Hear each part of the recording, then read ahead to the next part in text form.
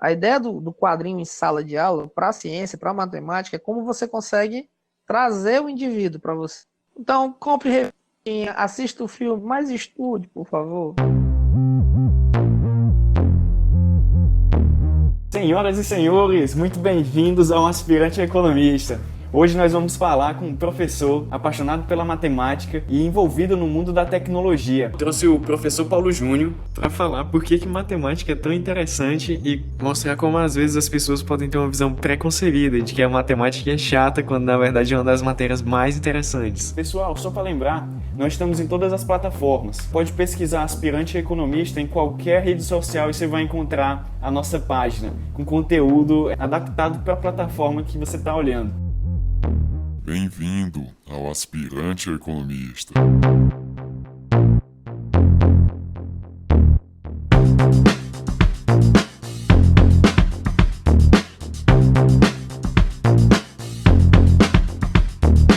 E aí, professor, boa tarde, tudo bom? Tudo ótimo, tranquilo. Beleza. Professor, hoje, assim, eu queria trazer o senhor, porque o senhor, assim como eu, é um apaixonado pela matemática, né? E queria, assim, a gente conversasse um pouco. Eu acho que o pessoal tem um pouco, pelo menos o pessoal da minha idade, o pessoal um pouco mais novo, tem um pouco de preconceito com a matemática, né? Eu queria trazer uma visão, dar uma visão mais empática da matemática para as pessoas. Então, acho que o senhor seria a pessoa mais indicada para isso, porque eu sei que o senhor gosta muito, né? Então, eu queria, assim, saber de onde que veio a sua paixão pela matemática, né? Se o senhor puder contar um pouco da sua história, né? De como o senhor entrou na graduação, dos cursos que o senhor fez. Então, Eliseu, eu sou graduado em licenciatura em matemática, sou especialista também na área e mestre em matemática. Minhas principais linhas de pesquisa é educação matemática e matemática aplicada, tá? E leciono há mais de 12 anos aí. Paixão pela matemática, eu acho que começou na sexta série, mas eu acho que foi mais amor e ódio, entendeu? Eu tinha uma certa raiva do professor de matemática da época, e eu disse assim, rapaz, vou mostrar pra esse cara que eu consigo saber mais do que ele, né? Mentira, coisa de menino que eu não tinha nem condição de saber mais do que o professor da época. E aí eu insisti em estudar bastante, pra nunca tirar nota vermelha com ele, né? E acabou que cada vez que eu ia aprendendo mais, eu criava mais gosto. Aí quando foi pra sétima, a professora aqui da época, né, Lourdes Holanda, me recebeu tão bem, e aí eu comecei a ter mais gosto ainda. E tinha uns 3 colegas de turma também que gostavam bastante de matemática, a gente ficava competindo para saber quem tirava melhores notas, quem respondia mais rápido os problemas. E quando eu percebi que tinha uma facilidade com aquilo e entendia mais rápido do que outras disciplinas, aí foi normal, foi tranquilo o gostar. Mas tudo isso coisa de menino, né? Não tinha nem noção do que matemática é, porque, enfim, para mim, na época, matemática era simplesmente fazer conta, né? E matemática não é isso. As pessoas se enganam muito em achar que matemática é fazer conta. Por exemplo, eu acho que tem uma história que muitos professores de matemática já se passaram na vida, já aconteceu várias vezes, é de você dizer para alguém que é professor de matemática, a pessoa te dizer assim, né? E quanto que é 5 vezes tanto, multiplicado por tanto, dividido por tanto, elevado a tanto? Aí eu fico, deixa a pessoa falar. Eu deixo a pessoa falar assim, quase 5 minutos. Aí quando ela termina, eu não sei. Aí eu sou, mas tu não é matemática. Uma coisa é uma coisa, outra coisa é outra coisa. Matemática não é fazer conta. Aí a pessoa. Porque o problema também no Brasil é porque. No Brasil, assim, de uma forma geral, né? As pessoas confundem muito. Na verdade, é um ato de você tentar encontrar soluções para problemas. Eu acho que é isso que é matemática. Na minha opinião, hoje, né?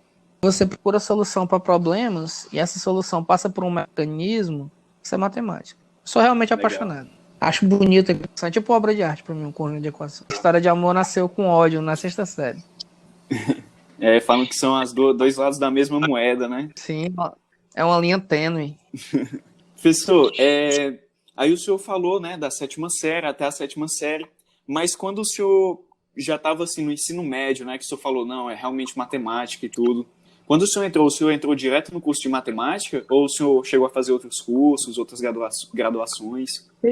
Fiz física também, mas na verdade, no ensino médio, várias vezes o professor pedia para mim ir ao quadro, para me responder, e eu achava isso show, né? Explicar uma coisa para outras pessoas, as pessoas me ouvirem. Eu sofri muito bullying no ensino fundamental. E aí, quando eu fui pro médio, eu não sofria bullying porque eu era o nerd, né, da sala, então eu ajudava a galera, né, e por isso me aceitaram de certa forma, né. E aí eu achava massa ser ouvido, tinha uma realidade totalmente diferente no ensino fundamental, de ser um menino que era judiado. Então, quando as pessoas passaram a me ouvir, né, me dar atenção, pela notória dificuldade em física, matemática e química, eu podia ajudar os colegas, aí passei a ter amizades, então matemática também me salvou desse mundinho de ser aquele cara rejeitado, né? As coisas tinham mudado um pouco, os nerds eram aceitos para ajudar os demais, né? Bem, e também foi quando as coisas passaram a ser mais aceitas, quadrinhos, desenhos animados, né? Então mudou um pouco, né? Hoje em dia é que já aflorou de vez, né? Eu tava ali no início de ler quadrinhos ser bom, entendeu? Então, hoje não, hoje é totalmente style, só que eu acho estranho, porque quando você era nerd, quando você era estudioso, você lia quadrinhos por gosto. Hoje o pessoal lê quadrinhos, mas não estuda, não entendo isso. Fica abismado. Porque quando eu vejo um aluno meu com camisa do Naruto, alguma coisa do tipo, eu olho e digo, ó, esse aí tem um perfil bem próximo do que eu era. Então eu vou lá e tento me aproximar, né? Tanto também por questões de gosto próximo, a gente pode conversar. Mas infelizmente, Sim, às claro. vezes não é o aluno que é o nerd, né? Que é o estudioso, e fico triste por isso. É tão tal que se você entrar no curso de Ciências da Computação, quase todos têm o mesmo perfil, assim, né? O pessoal gosta muito de tecnologia, obviamente, né? Gosta muito de anime, mangá. Tem um perfil muito próximo, né? Ali, da mentalidade do pessoal, entendeu? Eu falo isso por trabalhar no curso, né? Sim, tô entendendo, professor. E aí, foi. O ensino médio foi bom, né? Na verdade, a matemática me salvou. Só que aí, na verdade, eu tinha facilidade com exatas, né? Matemática, física, química. Eu me recordo bem que no ensino médio eu acho que eu não tirei uma nota vermelha em química. E no terceiro ano só foram 10. E eu até pensei em fazer química, né? Só que não tinha física ainda na cidade, não tinha química. E o curso que tinha chegado era matemática. Eu disse, eu vou para matemática sem grandes intenções. Só que quando eu cheguei lá no curso, a paixão que era um namoro, aí virou amor total. Entendeu? Me apaixonei. Acho que hoje não existe curso mais interessante. Só faria o bacharel em matemática. Eu sou licenciado, mas o bacharel é melhor ainda. Qual a diferença, professor, da licenciatura para o bacharelado em Porque a matemática? licenciatura, a gente tem praticamente 50% das cadeiras do bacharelado, mais as pedagógicas, né? O que eu não tenho nada contra, pelo contrário, eu gosto de ser professor, é o que me realiza. Mas eu gostaria de pagar mais cadeiras ainda de matemática. Por exemplo, eu gostaria de pagar um álgebra linear 2, uma teoria dos grafos, uma análise real 2. Algumas coisas eu estudei por fora, sozinho, mas eu gostaria de ter pago na graduação. Entendi. Professor, e assim, na sua visão, hoje, depois de tantos anos assim, de experiência com a matemática e de sala de aula principalmente, por que o senhor acha que as pessoas têm esse paradigma assim, de que matemática é difícil, de que é só para um grupo seleto de pessoas? É porque assim, vou tentar não ser grosseiro com quem fala isso, mas eu acho que eu vou acabar sendo. O motivo maior é porque assim, se eu te passo um problema para você pensar agora, né? É muito fácil você me dizer não sei. É muito cômodo, entendeu? Difícil é você pensar no problema. Então, as pessoas elas vivem hoje mais do que antes coisas muito imediatistas. Você manda uma mensagem para alguém numa rede social, se fica azul, mas a pessoa não te responde, você já quer entrar em depressão porque pegou vácuo. Não que não seja coisas que possam te afetar. Não estou falando de pessoas que realmente sofrem da doença, né? Não estou falando dessas pessoas. Estou dizendo que alguém comparar isso com a depressão é bobagem. A depressão é uma coisa bem mais séria. Mas a pessoa fazer um meme com isso, aí você vê um meme em relação a isso, quando você passa por essa situação, você acha que é verdade, entendeu? Às vezes a pessoa vê, mas aconteceu alguma coisa que ela não pôde responder. E matemática é uma ciência que ela não pode ser feita por WhatsApp. O que eu quero dizer com isso? É uma metáfora, tá? Ela não pode ser feita de forma imediatista. Você, quando não entende uma coisa, você tem que dar tempo ao tempo. As pessoas não querem dar tempo. Acho que o maior problema da matemática é esse. Se eu não entendo uma coisa complexa, eu não posso simplesmente dizer eu não sei. Dizer eu não sei é cômodo. Não adianta. Quando eu digo eu não sei, é legal quando eu digo não sei e fico pensando, como é que eu faço para aprender isso? Então, eu acho que as pessoas... mas eu não tenho 6 meses para me pensar num problema na escola. Será se você não tem mesmo? Será se você não tem mais do que 6 meses para pensar num problema? Tem. Na minha opinião, tem. Só que a vida não se resume a provas, né? As pessoas também acham que a vida escolar é vida real, e não é, né? A vida real é bem diferente da vida escolar. Então disso, infelizmente, alguns colegas não percebem que a vida do aluno vai mais do que a escolar. Mas bem, o motivo das pessoas não gostarem de matemática, na minha opinião, é porque as pessoas não têm tempo suficiente para o que a matemática pede. Sendo resumindo. Né? Entendi. As pessoas precisariam de mais tempo sendo expostas, pessoal, a esse mundo diferente do delas para ter uma condição de se acostumar mais e poder realmente se dar a chance de aprender. Exato. Como eu falei de início, de forma metafórica, matemática não é feita por WhatsApp. Entendi. Beleza. Professor, tem uma questão que no ensino médio, a matemática, eu acho que ela é até mais vista como matemática é uma coisa para fazer conta. Assim, ensino médio, ensino fundamental, a gente tem essa visão, eu acho que acaba que é daí que surge esse lance que o senhor falou, né? Que as pessoas lhe perguntam, o professor fala que é professor e pedem para o professor fazer conta. E no ensino superior, eu me lembro dos seus comentários, né, passados, que ela é uma ciência completamente diferente do que a gente está acostumado. Teria como o senhor dar uma pincelada, só para dar uma ideia razoável de quais pontos são diferentes do ensino médio para o ensino superior na matemática? No ensino superior, a diferença maior é porque, além de você aprender algumas coisas mais específicas de matemática, você tem condições de pesquisar de forma mais interessante sobre.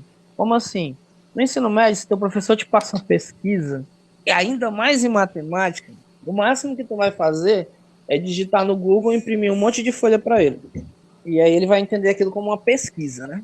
No ensino superior, não. No ensino superior, quando tu vai pesquisar sobre algo, você vai pesquisar de forma mais profunda, de forma mais interessante. No momento, na atualidade, isso está bem, bem presente mesmo agora. Quando alguém diz assim, vamos ter tantos casos de Covid em tal data, né? O que é isso? É modelagem matemática. É um dos ramos mais importantes e atuais da matemática, que é as previsões de casos futuros. Saber se uma condição futura vai acontecer ou não é modelagem matemática. A computação usa demais inteligência artificial, por exemplo, para poder prever situações posteriores. No ensino médio, você não tem recurso matemático nem tempo para desenvolver isso. Então, para o aluno fica aquela frustração de fazer conta e encontrar o valor do X. Basicamente é isso. No ensino superior, não. Você vai descobrir o porquê que você estuda tanto aquilo. Se eu disser, por exemplo, um conteúdo de cálculo numérico agora, né? O aluno dizer, para que eu vou usar isso? Posteriormente, ele vê uma disciplina que precisa daquilo e que faz uma grande diferença em modelos preditivos, como eu estava citando, por exemplo. Só um exemplo, né? Então é muito interessante você aprender uma coisa e depois saber para que ela serve. Usar ela de fato. Comparado ao ensino médio, isso não acontece. Por nenhum motivo. Muito legal, professor. Então, assim, a modelagem é um dos campos, né, professor, que dá para aplicar a matemática na vida real. Sim. Assim, não que ela já não esteja espalhada, né, por todos os lugares, mas a forma do ser humano utilizar, né, os conhecimentos para alterar alguma coisa que não esteja funcionando. Você não acorda nem dorme sem matemática. Tudo que você fizer, exatamente, de acender uma lâmpada, não importa. Você escova os dentes por causa do algoritmo de matemática. Isso é legal. Achou estranho que eu disse isso? Você estava falando de escovar os dentes e matemática, né? Eu realmente não sei qual é a ligação desses dois. É algorítmico. Você primeiro limpa a escova, depois você põe a pasta, depois você flexiona as cerdas nos dentes, em movimentos de vai e vem. E por que aí são várias cerdas e bem pequenas? Porque quanto menor a área de contato, né, vai ser a eficiência de aplicação de força naquela região. Então são micro aplicações de forças em cada região dos dentes. E as cerdas vão entrar em locais pequenos, exatamente pelo tamanho delas, fazendo com que aqueles alimentos que ali estão sejam desprendidos. Se você tivesse uma placa, você não teria o mesmo resultado. Por isso que são micro cerdas. Sim. E as cerdas elas são flexíveis, exatamente para o movimento que elas fizerem seja um movimento de repulsão do que está entre os dentes. Então, por isso que balança, né, as cerdas. Percebe que toda propaganda de escova de dente, ou quando tu mexe ela para um lado, aí a água vai para o outro. É um movimento contrário ao sentido de força que você aplica. Então, escova os dentes com matemática. E a gente falei ainda do tomar café. Você vai conseguir ver ciência em tudo. Sim. Pode falar, professor, que eu acho que isso é exatamente isso que as pessoas precisam, é escutar onde que está a aplicação do que elas estudam ou não estudam, né? Mas tipo, não tem um X, né? Tu não encontra um X na hora de escovar o dente. Mas tu usa todos os dias. Então, professor, e assim, a gente falou, né, de alguns pontos como a modelagem, né, o jeito que a matemática pode ajudar a sociedade a progredir e como que são feitas essas descobertas, né, na matemática. Mas, professor, eu queria que o senhor falasse um pouco desse último ponto, né, de como é feita uma descoberta na matemática, assim, né, porque a gente tem essa visão do matemático que ele fica lá dentro de um quarto com a lâmpada em cima da cabeça e escrevendo bilhões de cálculos, passa até a ideia naqueles filmes, né, como Uma Mente Brilhante, Na do cara verdade, escrevendo nas janelas. esse é muito estereotipado, entendeu? De o cara que é matemático ser meio louco, né? E começa a botar conta e tudo mais, e ficar louco. Ó, eu vou pegar dois exemplos simples que não tem conta nenhuma, não tem cálculo, de certa forma. E é muito interessante. E que você. Vou pegar três, então. E que você olha e diz assim: ah, eu não preciso saber nada de operação, praticamente, né? Operação, quando eu falo, é de somar, subtrair, e posso ser um grande gênio nisso. Grafo, por exemplo. Ah, tem conta? Grafo? Tem. Mas os princípios básicos que regem grafo não tem conta. Categorias, é um negócio interessantíssimo, eu estou estudando agora. E conjuntos, teoria dos conjuntos. Quando eu digo isso, eu digo porque existem matemáticas que não foram nem descobertas ainda, entendeu? Mas o problema é que o mundo do conhecimento raso tem a ideia de que matemática é fazer conta. E não, não é. Matemática é solucionar problemas. Algumas vezes você soluciona simplesmente marcando pontos e caminhos que ligam esses pontos. Pronto. Não tem conta nisso, mas tem a solução de um problema. Não é a matemática de fazer conta, mas é uma matemática que soluciona. Vou pegar exemplos aqui meio aleatórios. Que todos os semáforos de uma cidade são pontos e os caminhos que levam a esses semáforos são linhas. Alguém procura um jeito de deixar sempre a cidade movimentando-se na horizontal e depois vertical para poder fazerem corredores verdes e assim melhorar o fluxo de trânsito da cidade. Tem cálculo nisso? Muito. Mas os princípios básicos que regem isso, que é coloração de gráficos, não é conta. Princípios literalmente intelectuais, de entender um problema e processar esse problema e solucionar de uma forma bem interessante. Isso aí é um grafo, não tem conta, propriamente dizendo, né? Somar, subtrair, multiplicar, não é assim. Então, essa ideia de que matemática é alguém riscando em tudo quanto é lugar, né? Fazendo conta e tudo mais, é meio estereotipado de filme, de seriado, tipo de coisa. A mente do cara não é vendo equações em tudo, de formas geométricas em tudo, não. Alguns sim, alguns são assim, mas nem todos. Entendi. Legal, professor. Mas eu acho engraçado isso. Eu tenho que realmente concordar. Os filmes constroem muito Os filmes constroem muito essa imagem. Por exemplo, um dos filmes que eu foto me acabar de rir, assim, não que o filme não seja emocionante, não tem um apelo bem, bem legal, mas Interestelar, por exemplo. É absurdo de conta errada que tem naquele filme que eu ficaria assim, abismado com a...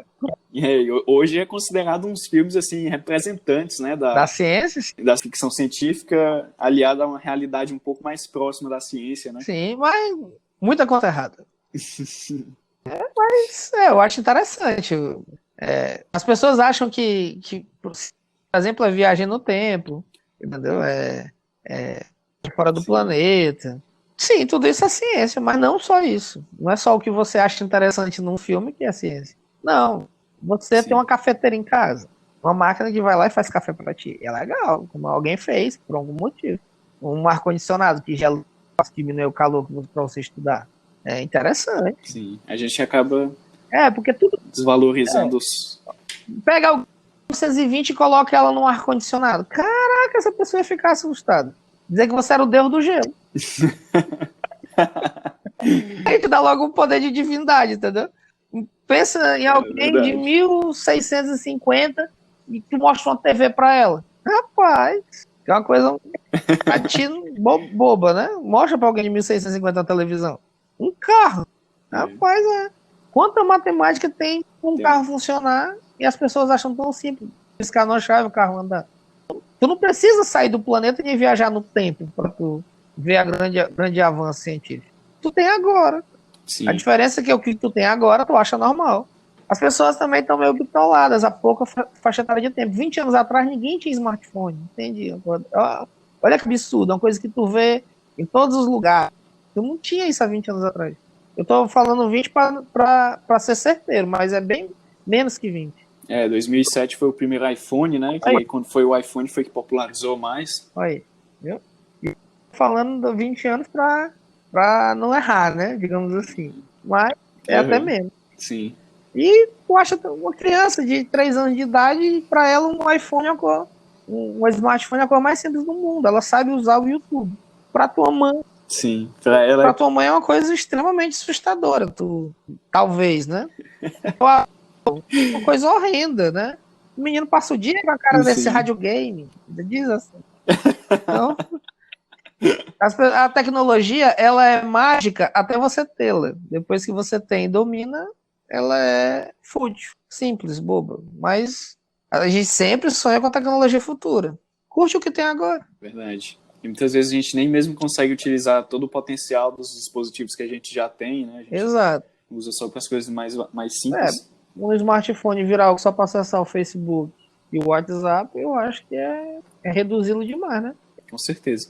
Professor, eu só estava falando até do Interestelar, eu fiquei me perguntando aqui, o senhor acha que esses tipos de filme, Gênio Indomável, todos esses filmes que falam não só de matemática, mas de ciência em geral, são coisas boas para, assim, divulgação científica, entre aspas? Deixa eu... É porque, assim, quando vai responder uma pergunta complexa, você tem que procurar bem as respostas, a forma de falar. Mas o que é popularizar, isso, na verdade, para mim, eu olho por um outro ponto de vista. Eu não acho que esses filmes, esses seriados, popularizem a ciência. Eu acho que eles revelam o verdadeiro gosto das pessoas pela ciência. Porque até quem diz que não gosta, que não acredita na ciência, acha interessante esses filmes.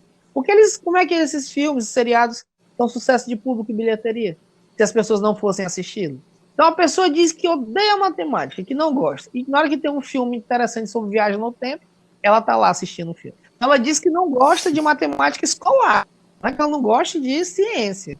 Entende? É isso que, para mim, esses filmes, esses seriados, eles revelam o quanto as pessoas gostam de ciência, mas não dão o tempo necessário para aprendê-la. Porque é sempre assim, eu acho legal alguém fazer um triatlo, mas eu não faço. Eu acho legal alguém ser fisiculturista, mas eu não faço. Fisiculturismo, eu não malho, eu não exercito, não cuido do meu corpo. Eu acho legal alguém ir para a NASA, mas eu não estudo o suficiente para ir. Entendeu? É mais ou menos essa a ideia.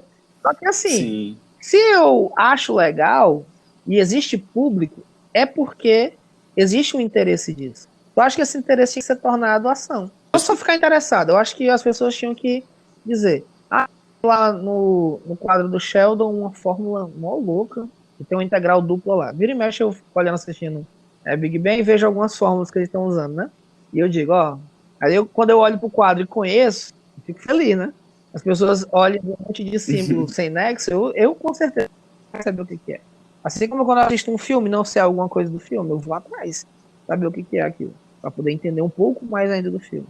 Legal, professor. Não ficar tanto só no espectador, né, mas ser uma pessoa com mais mão na massa, né, colocar mais e ir atrás, se expor à prática, né, a coisa em si. Até porque é para todos, não é para um grupo seleto. Todos nós temos uma capacidade inata que nós mesmos não sabemos. As pessoas elas se subjugam muito. Se você é um aluno ruim de matemática na escola, não ache que matemática não é para você. Talvez seja, você pode ser até o grande gênio da humanidade. Você só não sabe. Você não teve oportunidade ainda. Às vezes não teve, às vezes se deu de aflorar. Mas você pode ser um dos grandes salvadores da humanidade, acredito. É muito legal isso, professor. Assim, existe muito esse paradigma dos gênios, né? Que são pessoas nasceram aí, são abençoadas, têm uma capacidade intelectiva superior à dos meros mortais. Eu acho interessante demais essa ideia, esse ideal que foi criado. Porque é muito fácil, né? É como se fosse fácil ser gênio. Eu nasci, sou gênio. Pronto. Não é assim. Não existe uma condição para isso. Existe uma série de fatores que pode te propiciar essa situação. Mas ser algo de nascimento genético, se fosse assim, filho de gênio, gênio seria. Ou pelo menos teria grandes chances de ser gênio. Por que não existe uma linhagem de gênios na humanidade? São soltos, né? Então, professor, eu vi, e isso eu não quero roubar a pesquisa de outra pessoa, né? Eu vi isso no Nerdologia, vou só citar porque eu acho que é muito interessante. Que ele fala justamente dessa questão. Ele fala que, por exemplo, os Nobéis de Química pertencem a um pequeno grupo de famílias. E aí, por muito tempo, as pessoas se perguntaram, né? Ah, mas será que isso é uma coisa do gênio dessas pessoas? Qual que é realmente o motivo para essas pessoas estarem dessa pequena família conseguindo todos os Nobéis de Química? E ele explica que não é por conta da pessoa que tem uma capacidade elevada ou qualquer coisa do tipo, mas é porque ela já nasce no meio, exposta ali ao cara que é o Nobel. Ele já tem o melhor professor na área, basicamente. Por exemplo, nada forçado, tá? Até porque eu sou contra. A minha menina de 10 anos resolve sistemas lineares com duas variáveis de valores inteiros. E ela tá no ano. E também eu ensinei para ela outro dia, brincando aqui, teorema de Pitágoras. Ela nunca viu o que é um quadrado, ela não sabe o que é potência. Na série que ela tá, ela nunca viu potência. Responde teorema de Pitágoras. Porque ela quis. Ela me viu fazendo, como que faz isso? E eu mostrei para ela. Todo mundo tem a oportunidade de ter um pai e uma mãe, né, que também é a mãe dela na matemática, que pode ensinar uma coisa dessa no quarto, no quinto ano. Então, os professores vão ensinar isso? Não. É óbvio que quando ela tiver o primeiro contato escolar com isso, ela vai dizer, é fácil. Então ela tem já a sensação de que ela já sabe aquilo que é fácil, entendeu? É diferente. Imagina, e detalhe, quem sou eu perto de um ganhador do Nobel? Então imagina um ganhador do Nobel, desde um pequeno, e detalhe, de forma alguma eu forço isso. O interesse que a minha filha demonstra por matemática é dela, é inato. Eu não medo. Exatamente para não dizer que eu bitolei e forcei. Agora imagina que um ganhador do Nobel, a pessoa que está no meio, em vez dela receber brinquedo, ela recebe um conjunto de frascos. É outra coisa. Por exemplo, para minhas filhas, eu dou quebra-cabeça, eu dou bloquinho de montar, mais do que boneco. Porque eu tenho outra visão de como você deve imaginar que a criança desenvolve, né?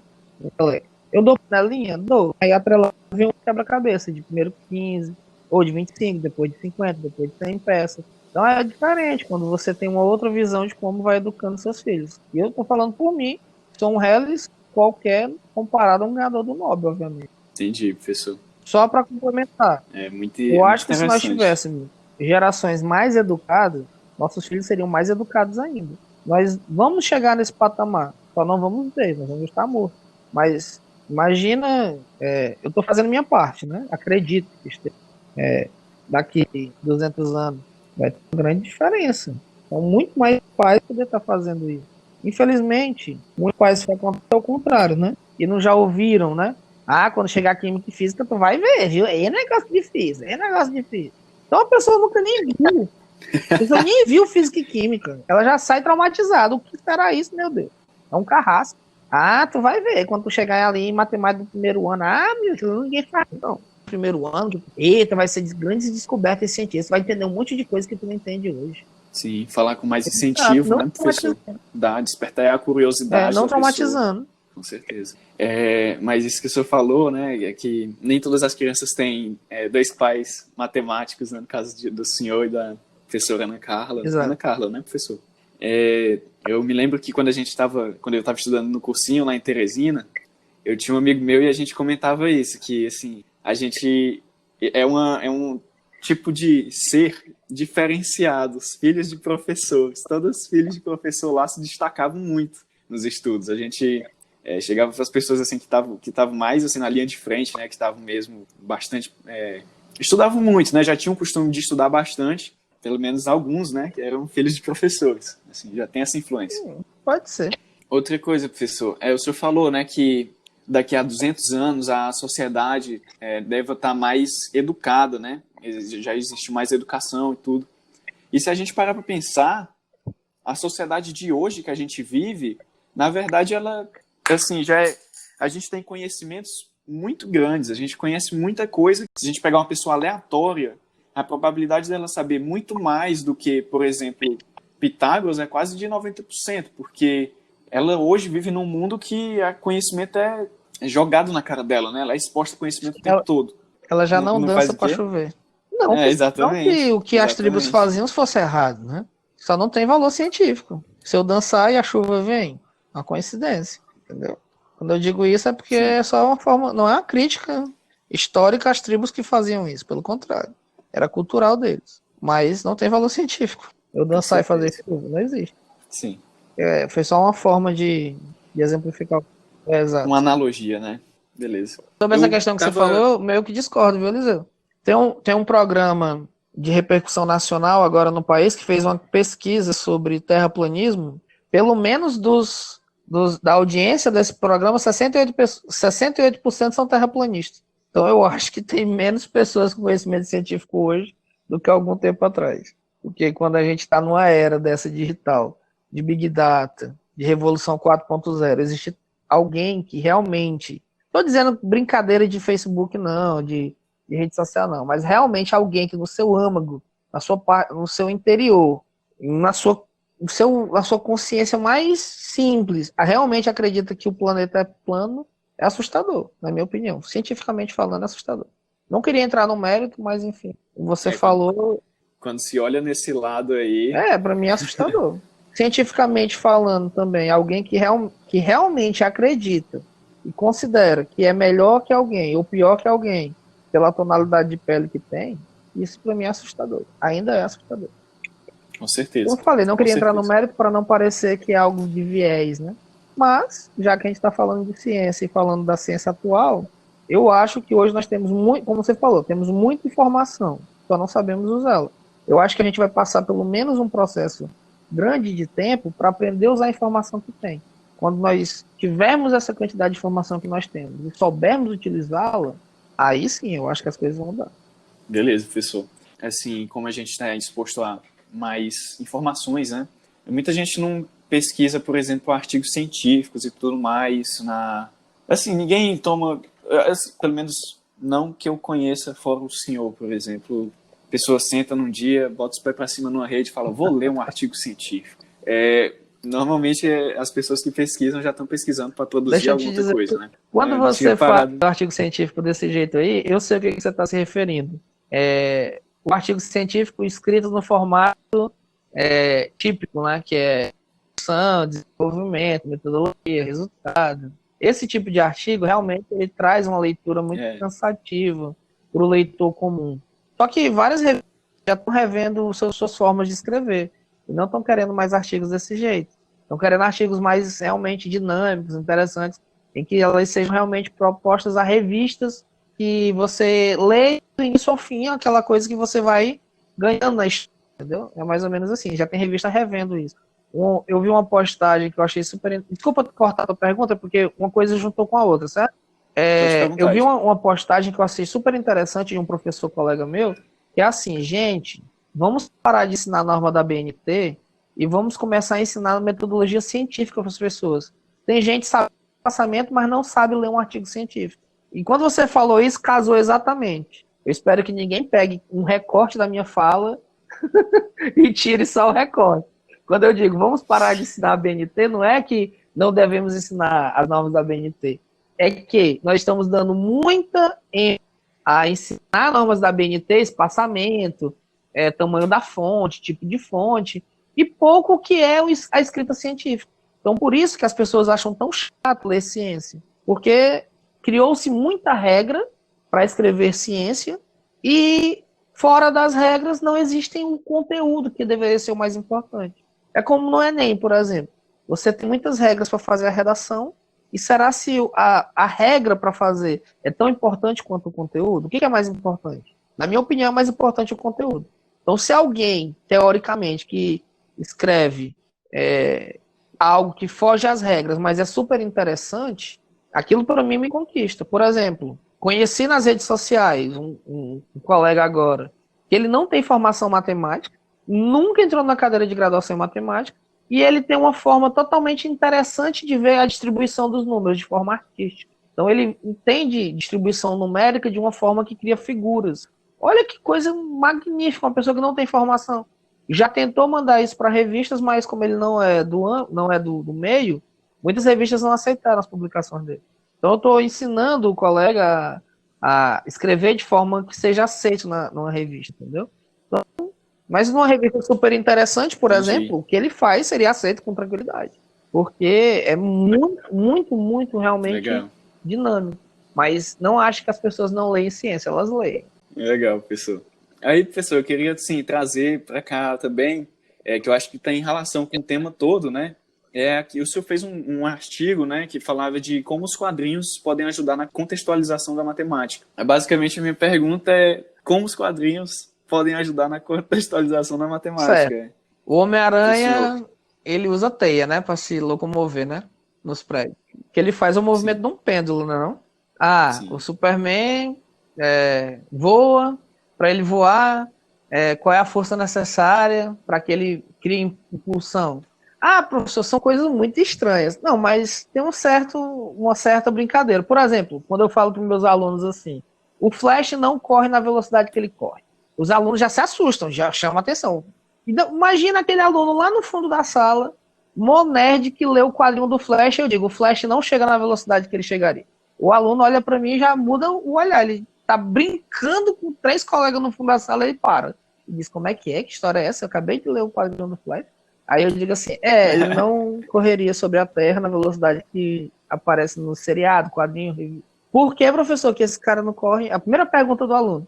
Eu digo, não, porque a velocidade que ele chega é velocidade de escape, então ele sairia da Terra. E aí eu vou explicar para o aluno o que é velocidade de escape, o que é romper a inércia, como que a Space colocou alguém em órbita. Então, como eu consigo trazer esse aluno para cá é totalmente diferente de eu simplesmente falar, escrever no quadro. Velocidade de escape. Olha a diferença que é eu começar minha aula escrevendo no quadro, velocidade de escape. Hoje nós vamos falar da velocidade necessária para um corpo sair da atmosfera. E eu olho antes de escrever qualquer coisa no quadro, eu olho e digo, vocês sabiam que o Flash não conseguiria correr sobre a Terra, do jeito que aparece nos quadrinhos? É impactante. É outro ambiente. O cara vai dar aula agora de Flash. Tipo assim, então você olha e diz, vocês já viram aquelas linhas de tensão que o Sasuke usa quando joga kunai e Shuriken amarrada com as linhas de tensão e usa o katana jutsu? Os alunos olham pra mim, só assiste a Naruto. Eu digo, meu amigo, desde que ele era pequenininho. Então, quando você olha e diz, olha, aquela força de tensão, porque aquela força de tensão é errada, porque a linha é tão tênue que causaria corte. Ela não só amarraria, ela cortaria o inimigo. Aí, mesmo, claro, porque quando você tem uma área de contato muito pequena, isso que causa o corte. Por exemplo, por que corta, mesmo não sendo tipo amolado, né, o papel? É por causa que a área de contato é pequena. É uma regra de 3 simples. Então, é muito impactante você falar de algo da cultura pop para um aluno que está inserido na cultura pop. E a maioria dos jovens hoje estão. Então é por isso que é tão impactante você falar disso, entendeu? Você chama a atenção do indivíduo. Que temperatura os raios dos olhos do Superman tem que estar para só impulsionar o adversário, não queimar ele, né? Então não é visão de raio laser. Porque se fosse de raio laser ia furar e não jogar fora, não impulsionar o inimigo. O laser faria era pelo jeito do raio, estaria furando o inimigo e não impulsionando. Tá errado, o quadrinho tá errado. Então, quando você começa a apontar erros científicos nos quadrinhos, tudo isso é ficção, professor. É óbvio que você não vai discutir quadrinhos. Não é a ideia de discutir quadrinho em sala, é como chamar o aluno para mim.